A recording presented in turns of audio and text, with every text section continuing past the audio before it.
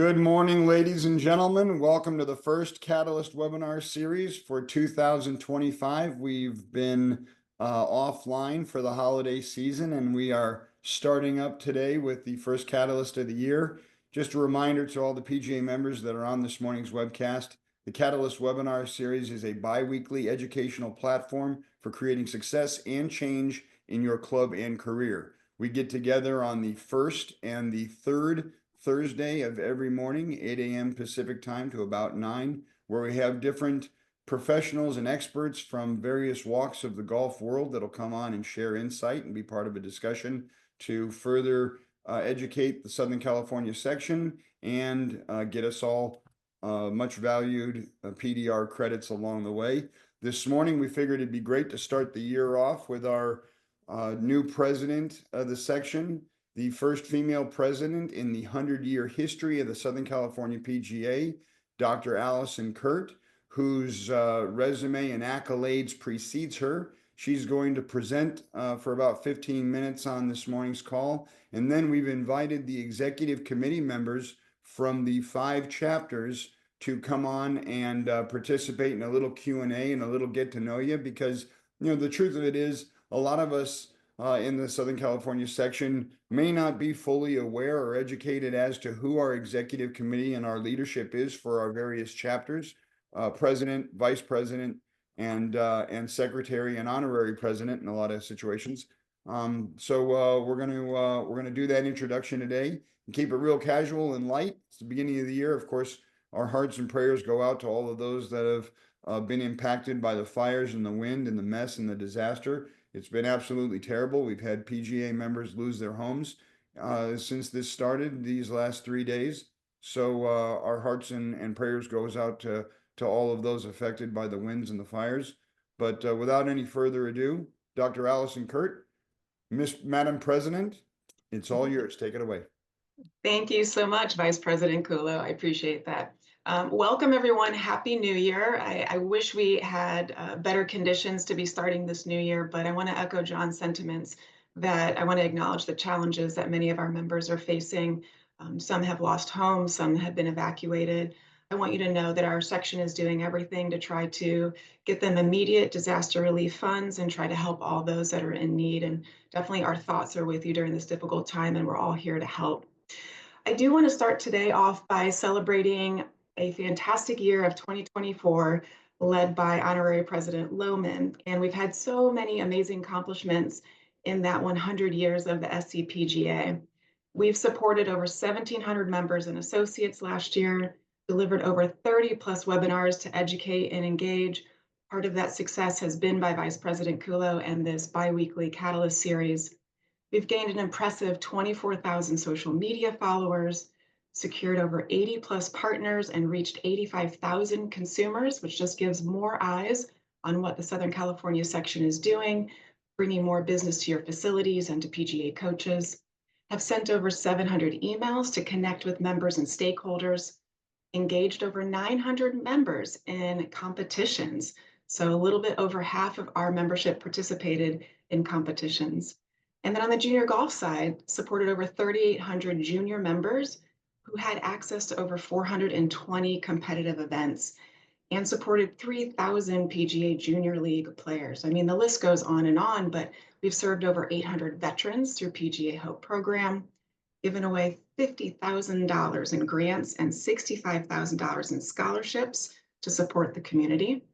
And big news, we added a new position at the section office. We hired an assistant executive director, Ed Winicki.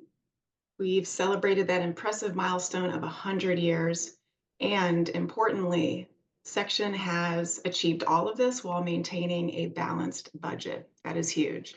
So a big round of applause for 2024, a year to remember. And we're going to continue that momentum into 2025 and beyond.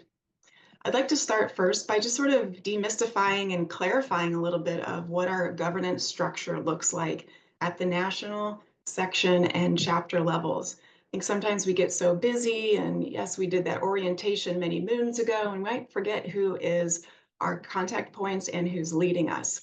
So beginning at the national level, our annual meeting in November brought Don Ray as the 44th president of the PGA. That moved Nathan Carnes up to vice president, and Eric Eshelman was elected by the membership to serve as secretary. John Linder then moved into honorary president. And huge news, we finally hired a CEO, and this is a PGA member who's highly decorated, who served as a national president, who's worked at the most prestigious facilities in the East Coast, and that is Derek Sprague. So I believe the membership is very excited to have Derek as CEO moving into Seth Hua's position. Now, as we look at section governance, our national leadership will set the strategic direction for sections. And as we go into our section governance, we have officers, executive committees, board of directors. We have our breaking down into chapters. So for our officers, John, if you'll go to the next slide, please. I will be serving as president for the next 2-year term. Mr. John Kulo moves into vice president, and then Tom Sun was elected as secretary. That supports your officer core. The executive committee is those 3 officers plus the honorary president, which is honorary president Eric Lohman. And that executive committee will have biweekly calls.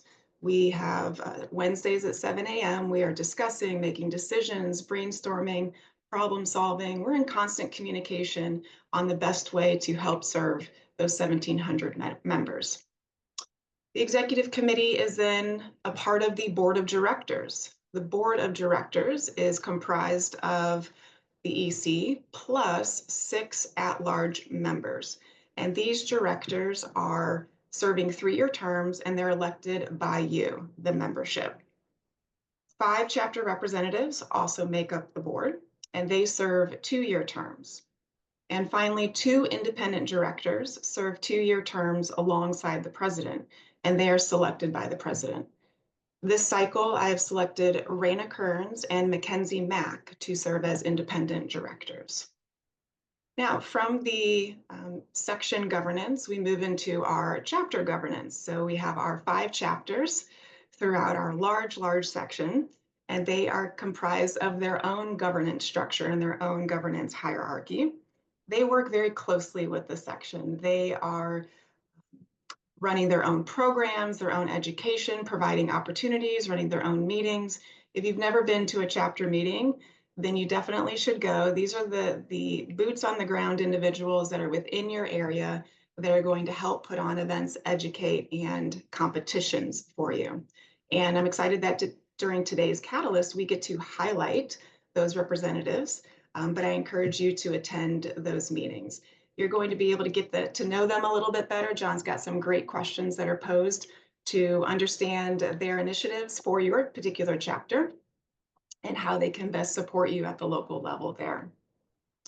Now, part of my personal mission as president is to foster a culture of inclusion and excellence and innovation, and all of that aligning with the PGA North Stars. You'll see that on the next slide.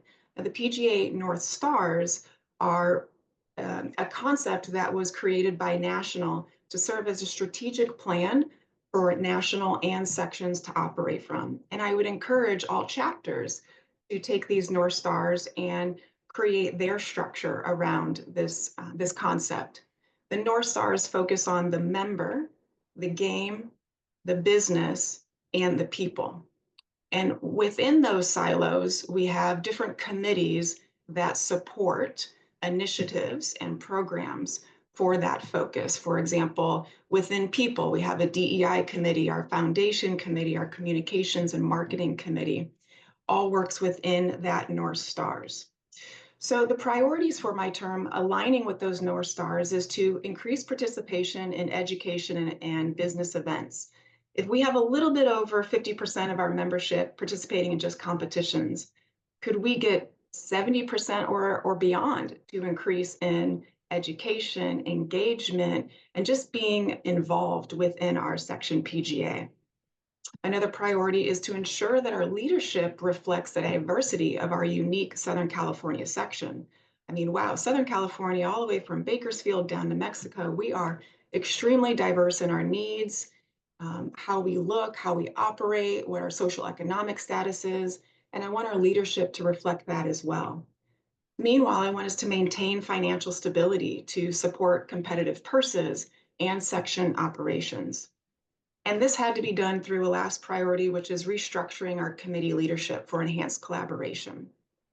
I've set some quantifiable benchmarks to track progress, and it's in line with our annual strategic plan, which is also has some quantifiable metrics that hold section accountable for the programs and the initiatives that they run. It's a living document.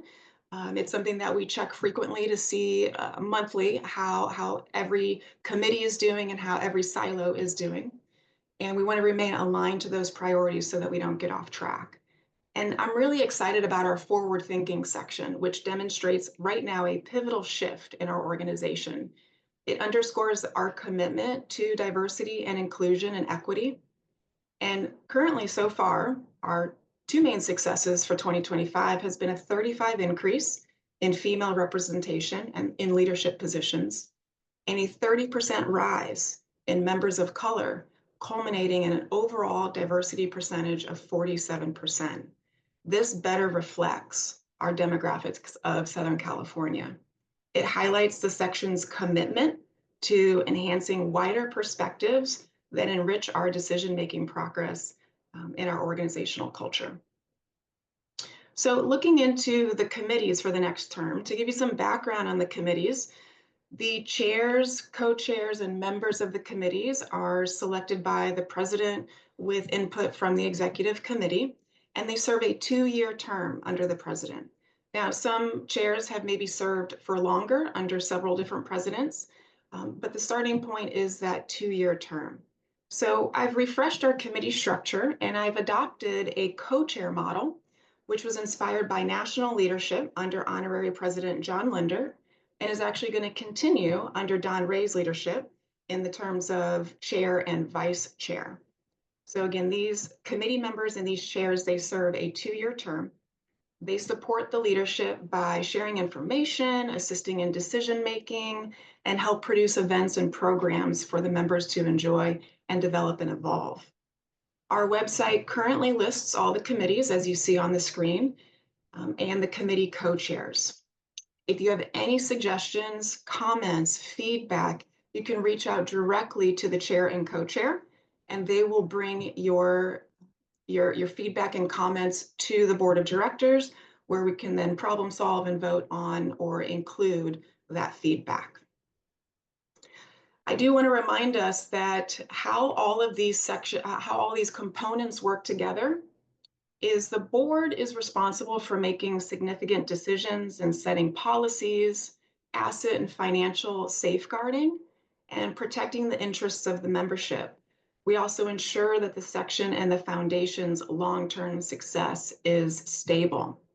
The committee's role is to support the board and the staff and implement agreed on programs and initiatives. The staff reports to the CEO, Nikki Gatch, and then Nikki reports to the executive committee. The board and the committees all support, implement, and engage to work as a cohesive team and a collaborative team for the success of the section. So I hope today has given you a little bit into insight into how our section works together. We are a complex engine with a lot of moving parts. I feel like we've got fantastic individuals that are in position, ready to excel and ready to help our section continue to evolve. You know, out of the 41 sections, Southern California is forward thinking. We tend to be a lot of firsts, and we do a lot of interesting things that trickle down to other sections, and that's something that I'm really proud of. I hope this also clarifies a little bit of the governance structure and how these levels all work together, and that it inspires you that we're going to have an amazing year ahead of us, and that we continue to strengthen Southern California's PGA structure and then to ultimately serve you, the member, with excellence. So I'm excited to pass it back over to John to dig in deep with these chapter presidents and representatives and start to get to know them a little better. And I encourage you to reach out locally to your chapter reps if you want to get involved, if you want to get your toes wet into governance, to contribute, host an event, host an education event. reach out to your chapter rep. So thank you so much for being on this morning. I appreciate your time, and I hope to see many of you out and about around at events. Thank you very much, Allison. Speaking on behalf of the attendees for the Catalyst webinar this morning, thank you very much for the presentation. I think it's very enlightening. I think, I've been a member for over 25 years, and, I have, for most of that time, been very ignorant in terms of how the governance process works, not only at the chapter level, but at the section level, and how our executive director operates within the executive committee and the support channels. It was all Greek to me up until about 6 or 7 years ago. So really appreciate you taking the time to take us through that. Good luck in your first year of your presidency. I understand you do have to jump here shortly, so we will miss you on the back half of the Catalyst. But we do have these people on the screen before you are the section presidents for the Desert chapter, the Inland Empire chapter, the Metro chapter, and the San Diego chapter and the Northern chapter. Colin Tucker out of the Desert, Ryan Pryor out of the Inland Empire, Steve Donner in the Metro chapter, Jeff Munak in San Diego, and Justin Height in the Northern chapter. Not everybody is on the call this morning, but these chapters do have their executive committees as well. Some of those individuals are on the call this morning. Colby Hartjee, you are the vice president for the Northern section, and you're joining us this morning. Nikki Pritchard is the secretary for the San Diego chapter. She's also a section board member. She's on the call this morning, but I believe she is unable to speak. Eric Eby is the vice president for the Desert chapter. And Tom Sun, a dual role. Tom Sun is the section secretary. He's also the vice president for the San Diego chapter. And we have Ryan Pryor, who's joining us this morning as the president from the Inland Empire chapter. And we wanted to not only do a little Q&A with the attendees on this morning's call to kick off the first Catalyst of the year, but also wanted to make these names and individuals available to those of you in your chapters as a point of contact, as Allison alluded to, in terms of reaching out to who your local leadership is, to get involved with questions, with ideas, with initiatives, with concerns. We are the points of contact, and not only to get things done and to foster communication, but also a valuable networking tool that serves the section and the chapters. So I've got a few questions here for those of you that are on the call. Colby, you're on the top left of our screen. We can start with you. Why don't you tell everybody who you are, where you are, how you got involved in the golf business, and more importantly, how you got involved in serving and your governance history. All right. Good morning, everyone. My name is Colby Hartjee. I have been a PGA member since 2008 and currently the general manager at Avila Beach Golf Resort and Black Lake Golf Resort up in San Luis Obispo County. We are about as far north as the chapter goes. So we have long drives to all the events, but still fun. I got started in the golf business while I was working or while I was going to college at the San Diego Golf Academy. I worked at Emerald Isle Golf Course, and I also worked at Castle Creek as an outside service attendant. And my first pro job was at Trump National Golf Club in 2004. So been in it over 20 years now, and was encouraged to get involved with the chapter by Mark Whitf back in 2016, 2017. We had some conversations where he came into the golf shop and he was running the Ventura County Junior Golf and just telling me that he's like, hey, I think you'd be a great asset to join us and help us out in the chapter and help serve. And I've always been taught by my parents and by my mentors that serving is the best thing you can do as a golf professional to help make things better and be a mentor to others. So that's a little bit about me, and I won't go on too long, but happy to be here and Thank you.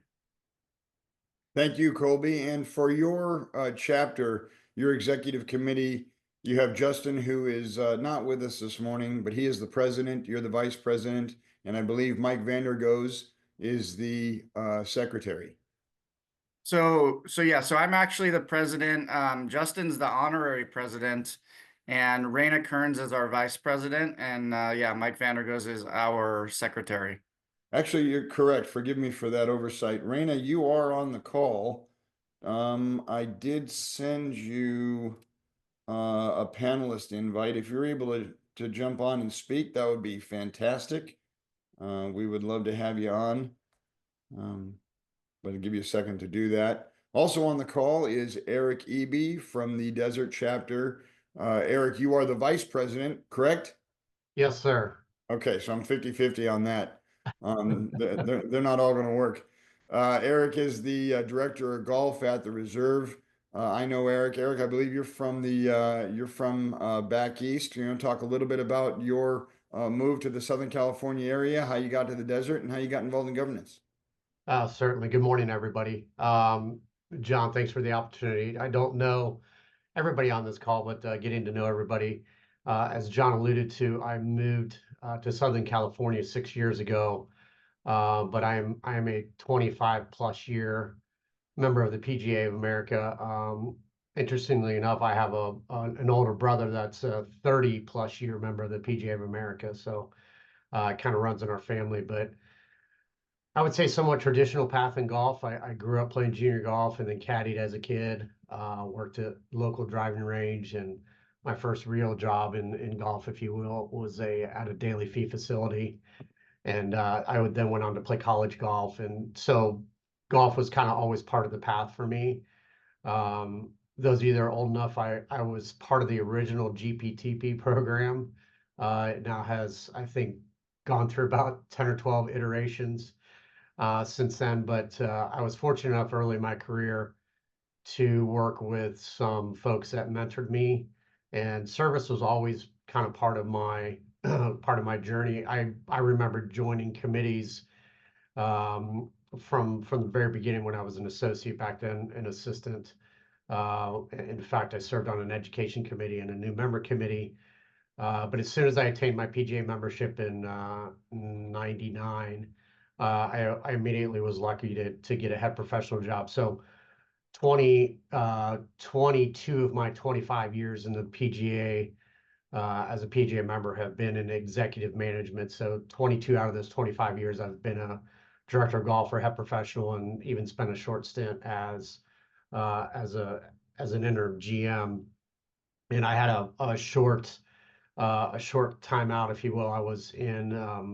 I went into corporate retailing. I worked for Dick's Sporting Goods for about 3 years. I was working in their corporate offices as a buyer, so I was able to stay in golf and retain my PGA membership that way. But that was my one hiatus out of executive management. But in terms of governance, again, it's always been kind of part of my DNA as a golf professional. And I've always felt like early on in my career, people had mentored me and helped me.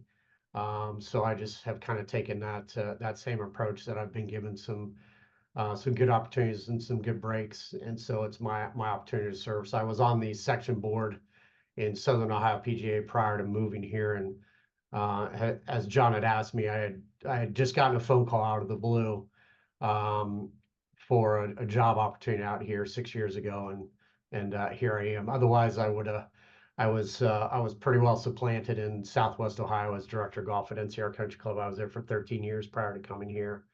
I spent a lot of time in Western PA as well, and then a little bit in Mid-Atlantic PGA. So in each of those areas, I was serving on committees or section governance, and I've tried to accelerate that path again here in the desert. So happy to be part of it, and that's a little bit about my journey. So I don't know if I answered your question. I think I did. Yes, John. you did. No, absolutely. And now Tom's son, Tom's son needs no introduction. Everybody knows Tom. Tom has been, he hasn't been a PGA member for really all that long. I think he's only been a PGA member for 5 or 6, maybe not. He hasn't been a member for 7 years.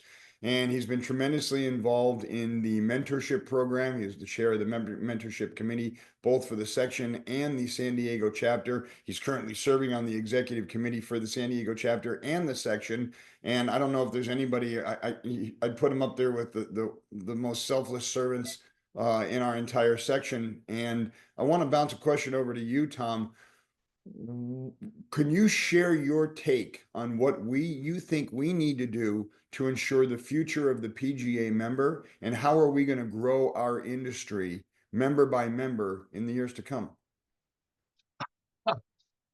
Thank you, John. I think Jeff Munak is on the call, the president of our San Diego chapter. No, he isn't. Jeff Munak, where is he? I'm gonna enable him to speak. He's under my name. There he is. Oh, he's the second Tom's son. So I don't want to steal the thunder from Jeff's.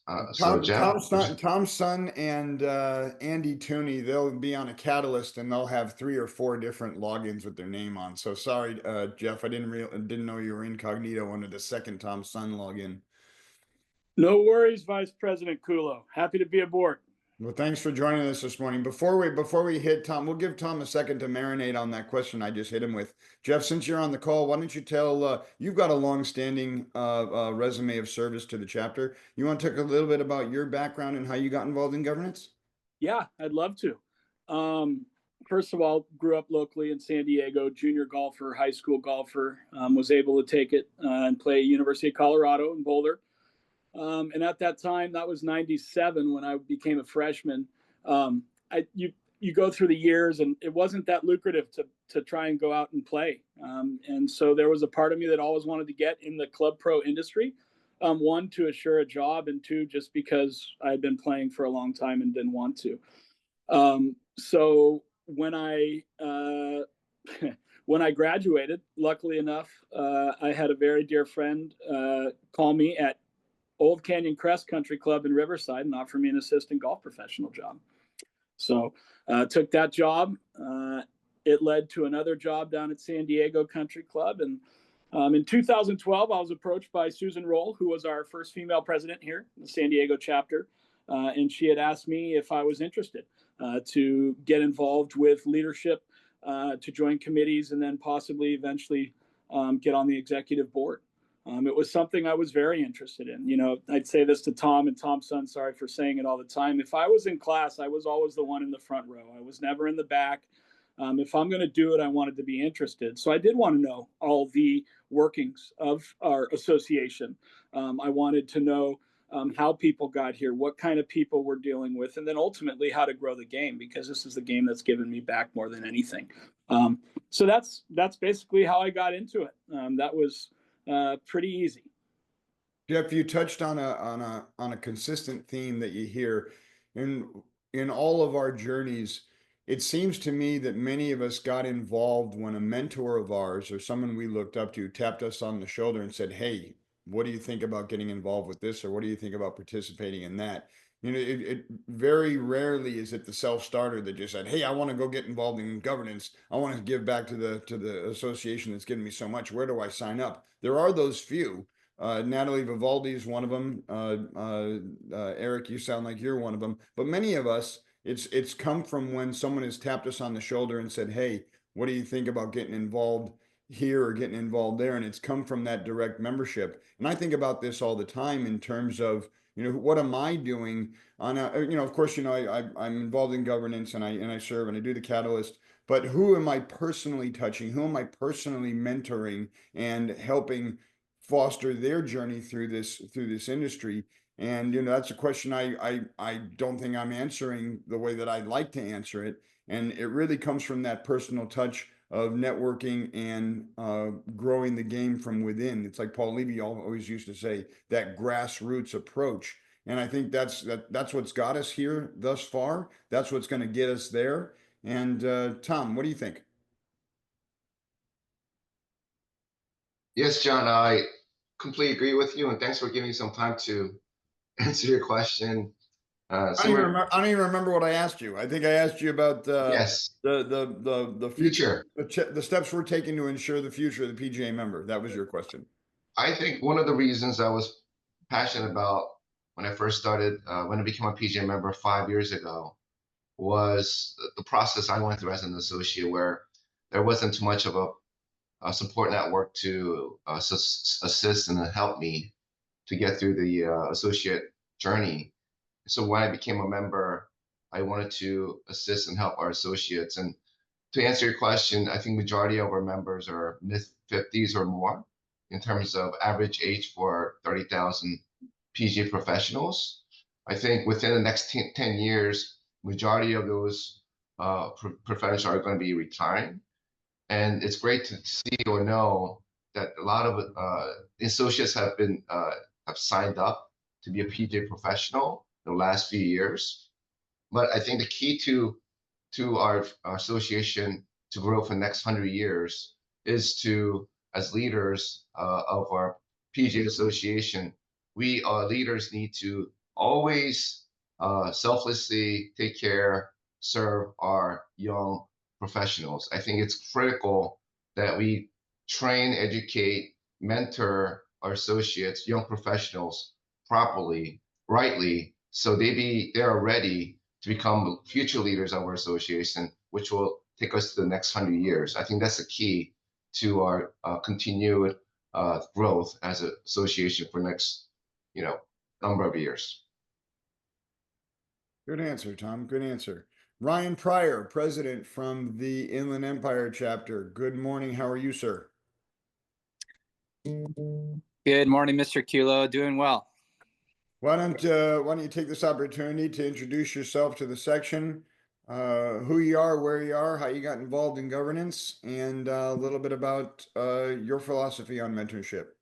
It's definitely an issue in the Inland Empire. The Inland Empire is our smallest chapter, and it not only is it our smallest chapter member wise, it's also one of the biggest square mileage chapters that are out there. So there's a challenge on number of properties that have pros working at them and associates working at them, and then within that group, there's a lot of miles between properties. So getting together is a challenge too. Why don't you talk a little bit about the intricacies of being the president of the Inland Empire? Yeah, definitely. So I grew up playing golf at the Redlands Country Club and played college golf. And I was working on a project of a new design golf towel, which I'm currently doing on the side as well.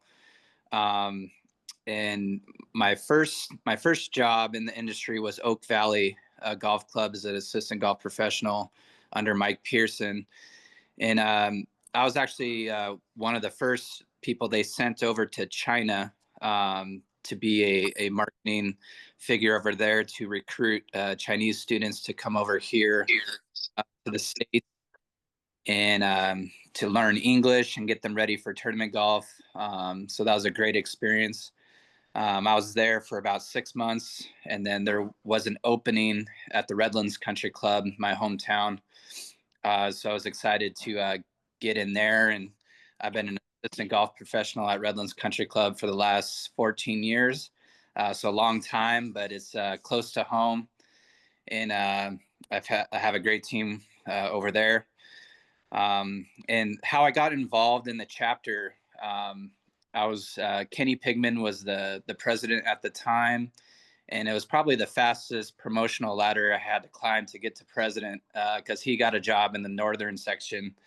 And so within a couple months time, I went from secretary to the president, and co-president was Steve Adamiak, which is one of my mentors at the Professional Golfers Career College in Temecula, where I attended.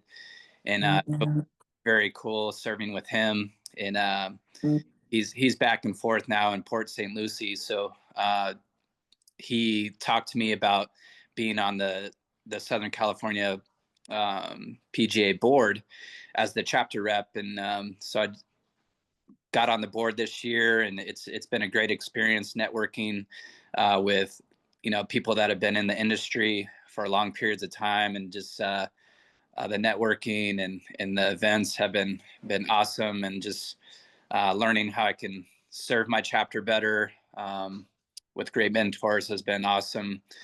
And I'm kind of in a position where I've been able to do some mentoring myself with associates within our chapter, climbing the ladder, and just excited to be in the position I'm at.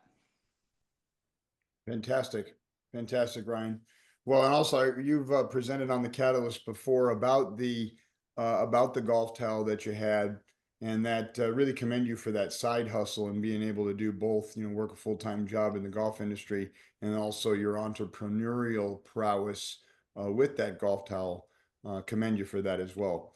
Looking at the year that we just concluded, it's like there's really four major things that are taking place in our industry that are changing the game, changing, the world culturally and professionally. It's like the advent of screen golf. It was such that, a few years back, the only people that had simulators were range rats and people that, low handicappers that wanted to practice, people that were in areas that were seasonal, where there was snow on the ground and golf courses weren't open, and they had simulators in order to foster this intense practice routine that they have. What we've seen over the last couple of years is the advent of screen golf from a recreational standpoint. And there's been a 60% growth this last year in screen golf recreational centers that have a food and beverage component, or there, and this goes well, this is like kind of like the next step from Top Golf, but the kind of the same principles. There's been a huge growth in that, so much so that even facilities that are not seasonal are entertaining the idea of creating an indoor simulator, but not from so much a practice standpoint, but from an entertainment standpoint. Another thing that's changing in this game and in the world is the way that we market things. The billboard and the TV commercial are kind of going by the wayside, and now we're in this era of influencers. And I even see it here at the granular level at my country club. It's like we put out 3 different types of email communications throughout the month. You got the monthly newsletter, you got the weekly email blast, and then you got the isolated blast that's just advertising that one thing. We're advertising on our social media, but how most of the connected people get their information around here is they get it from influencers at the club. And it's not unlike the way people are getting information and the way products are getting promoted out in the world. They're getting promoted through influencers. I mean, 10 years ago, we didn't even know what the word influencer was. So those are a couple of things that have been really big over this last year. Does any of the executive committee members on the call have any feedback or any comments you'd like to make about that? It seems relevant because in this age of influencers, here we are talking about governance and who the points of contact are for the various chapters in the section. It seems to me that, the onus is on us to be the influencers and the carriers of information and communication. Ed Winecki, you've been quiet this morning. Are you in a position to chime in? I know you and I have talked about this a little bit in the past. Yeah, John, you caught me snoozing there. I was actually Sorry, Ed. I really should. I feel bad doing that, but I'd love to hear your thoughts and hear some insight from you on the topic. Give me the topic one more time. I was literally texting Nikki as we were talking, so I I just got to be honest. I was. I should have texted you beforehand. That's okay. Give me the I was topic gonna real quick, take and I this can left chime in. turn. But we talk about the age of influencers in the world, and certainly in terms of golf marketing and communication. Also talk about the advent of screen golf. And also another thing that's happening is we've got this growing chasm between the PGA Tour and the PGA of America. Of course, we all know about what happened on June 6th in 2023 on the Dateline thing, and it kind of fostered us to change our logo and to do this whole branding campaign that we love the game. But really, that was to really separate us from the PGA Tour because, Don Ray says it best. It's like that catchphrase he had. It's like the PGA Tour, those guys are great. They play for millions, but we're great as well. We help millions play. And it's like that really sets the tone for so many things. And it's like, and I noticed these guys, the PGA Tour, these guys are playing for millions and millions of dollars. But it's like my membership here at the club, they could care less what the guys on the PGA Tour are actually playing for. They like to watch them play because they're great players and they're fun to watch, and they love to watch, competitive tournament golf from the best players in the world. But as for the dollar value that they're playing for, people could care less about that now. And you look at like 30 years ago, when Mike Tyson announced that he was going to fight Evander Holyfield, the purse amount was all anybody could talk about. It was like the dollar value of what they were getting paid for in that fight was the headline of the event. And the dollar value on things, it's almost like the dollar's been so devalued in terms of competition. It's the same thing with other professional athletes and what they play. It's amazing to hear the numbers that they're getting compensated with, but ultimately the amateur consumer public could care less. So anyway, not to throw a curveball at you, but you have any insight on those three topics? Yeah, well, first and foremost, screen golf is here to stay. You look at TGL, they just launched it. I don't know if anybody watched that the other day or watched part of it. I tuned in for the interest factor to see what it was going to be like, and I think that can be something that can grow. And I think it's upon the players to make that what it needs to be. If the players interact and have fun and make it a watchable event, I think that could be something that could continue to grow. And I think we may see more of those types of things grow over time. And I would also say that, Don Ray and John Lindert and our executive team has always said that, anytime you can hit a golf ball, whether it's into a screen, on a range, in your backyard, on a golf course, that's a good thing for us in the industry. We need more people holding a club in their hand, in my opinion, and that's shared by a lot of other people in our industry too, because that's only going to continue to grow the love of the game and the fun of the game, and get people to do that, to have fun holding a golf club, whether it's inside of a cafe, hitting into a screen, having a beer, or it's on the golf course, or just for fun, or playing with your family. So that's my take on where I think we stand with the screen golf. That's only going to continue to grow. You look at companies like Drivebox too. They're going to bring the screen to you, which is so unique that the PGA of America partnered with a company like Drivebox, and we utilize that partnership here in Southern California as well. As far as changing the logo, I won't go too deep into that and the relationship with the PGA Tour and what the future looks like there. My vision on that is that they will all get back together here soon. We will have the greatest players in the world playing in the greatest tournaments together. I don't know anything in the crystal ball, but I know some things that will happen, and it will happen in the near future. So that's a good thing for the golf world. Honestly, John, and I think that playing for money is I'm glad to see that our PGA players, whether it's local purses or the tour, they're making as much money as they possibly can. That's great. Every other sport does. So now it's time that we pay our golf professionals what they are earning. And I think that's great. So, and then the last thing about, again, I think you're right. Our PGA professionals do not get enough notice. If anybody was at our annual meeting at Santa Ana Country Club in December, you heard Jim Richardson give a very impassioned speech about we are the pros. We are the people that move the needle in golf. It's not, like you said, John, it's not the PGA Tour players.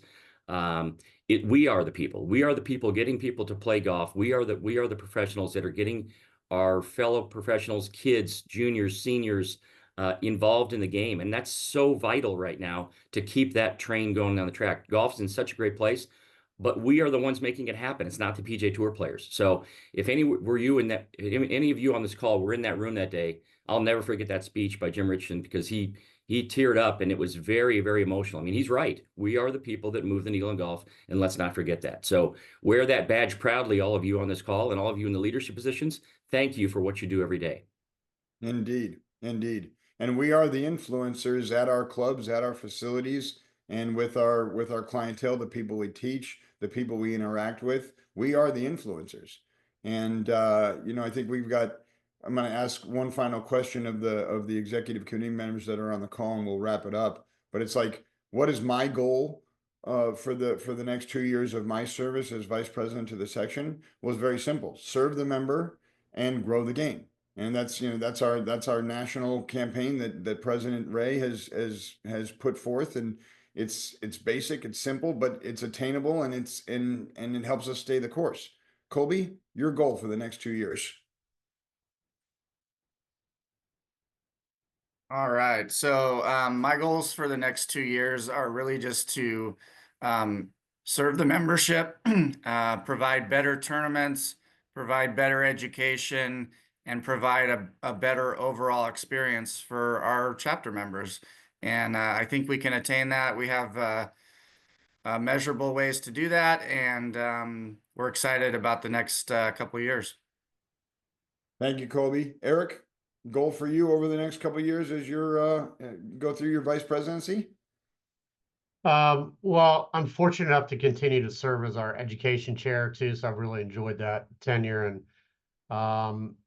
both as vice president and continuing on as education chair, just as I do with my current staff. Just my hope is that somewhere along the way I'm able to help one or two or however many people that is in their careers, whether that's through my learned experiences or shared experiences, and just helping them along. So that would be my goal, is that somebody is affected that way, and they advance their own career.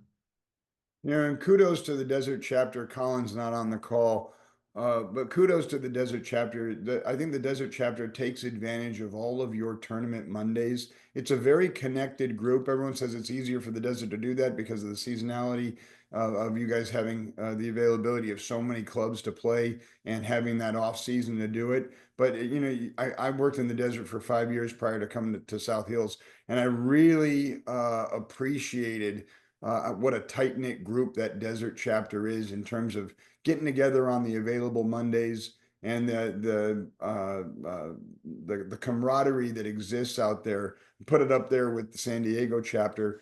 A little different animal than San Diego, but there are a couple of chapters that are really doing it well are the Desert Chapter and the San Diego chapter. So kudos to you guys out there in the Valley, and hope you're having a good season, and we'll see you soon down the road.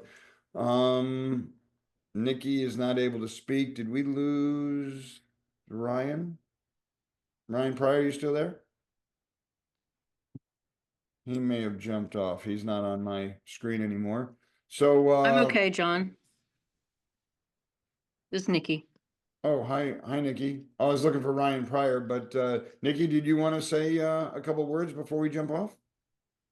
Sure. I want to thank you and thank Allison for running everybody through the structure. I agree with you that not enough of our members understand the governance structure of their association, their section, and their chapter. So I think this was really impactful and educational. So thank you all for that. And thank you to all the leaders, at the chapter level, at the section level. Your great support for myself and our team and all the wonderful things that we do in the section for our membership. And really looking forward to another great year. Allison ran through a couple of highlights and great statistics from 2024, and we're super proud of the year we had, and look forward to improving on that even more so going forward. So thank you to everyone for that.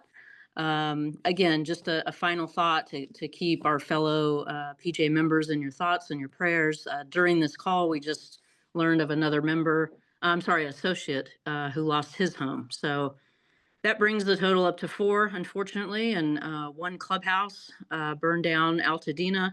So we're hoping that those numbers don't increase, but unfortunately, the strong possibility they will. So please keep them in your thoughts and prayers. We will be looking into the possibility of creating a fund through the section, whether that be a GoFundMe situation. So more to come there.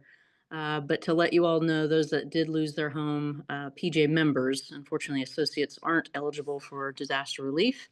But we will try to do as much as we can for that associate. But they will be given some immediate funds actually today from the PGA. So thank you to the PGA for that. As a reminder, when you do pay your dues, the importance of clicking that box to add that additional funding for the disaster relief fund. It does come into play and very important. So you can also still make a donation to that if you wish to do so. So that's it for now, John. Thank you so much. I'll keep it short and sweet and get back to things. Thank you. Thank you very much, Nikki. Yeah, that disaster relief button on your dues is super important. We've got hurricanes in the south, fires out west. it's super important. And just, kudos to the executive committee at the national level. As soon as all of this started happening, we on the executive committee for the section were immediately contacted by them, and Tom Brawley sent links for the disaster relief. And the Big Brother's definitely there for us in our time of need, and it comes from us supporting that in the dues paying process. So very, very grateful for that as well. Another thing I want to leave us with is in 2 weeks, we will have Bud Garmany and Garmany Golf on the Catalyst presenting on vacation destination trips that they put together. They put together experiences for us PGA professionals to get members from our clubs to go travel to different destinations and build relationships and foster great experiences with our clientele and our membership. Garmany Golf has been a tremendous partner for us. They were a big partner at the Pro Assistant out in the desert in September, and just kind of a call to arms for all of us when we play in tournaments or we go to educational events or we get together for meetings. It's very important for us to be grateful to the sponsors, because without the sponsors, we really can't have the purses that we play for, the goodies that we get when we go in terms of the swag bags. All of that comes from our relationship with the sponsors. And so, going forward in the year to come, when you play in an event or you go to a meeting, make sure you thank the sponsors and express your gratitude, and be on the lookout for future sponsors as well, because without the sponsorship dollars, it doesn't, the machine doesn't work the way that it should. So that's my little soapbox 2 cents for the conclusion of this Catalyst, and a little pitch to join us on the Garmany Golf Catalyst in 2 weeks on the 23rd. That's it for today. Thank you everybody for joining us. Thank you all the PGA members for supporting the Catalyst over the years. We had, sitting here as we go through this morning's Catalyst, we had 82 PGA members join us this morning. And I remember, 6 or 7 years ago when we were on GoToWebinar, Nikki and I were having conversations on how to get more people on the Catalyst, because we were getting like 13, 14, 15 on some of the Catalysts, and we have 82 that joined us this morning. So awesome to see it grow like that. So very, very grateful for the support. Tom, Colby, Ed, Nikki, Eric, and Ryan, thank you very much for being with us this morning. And Jeff Munak, thank you as well. Everybody have a great day. Stay safe out there. And we'll see you soon. Take care, everybody. Bye-bye. Thanks, John. Thanks, John. Thank you.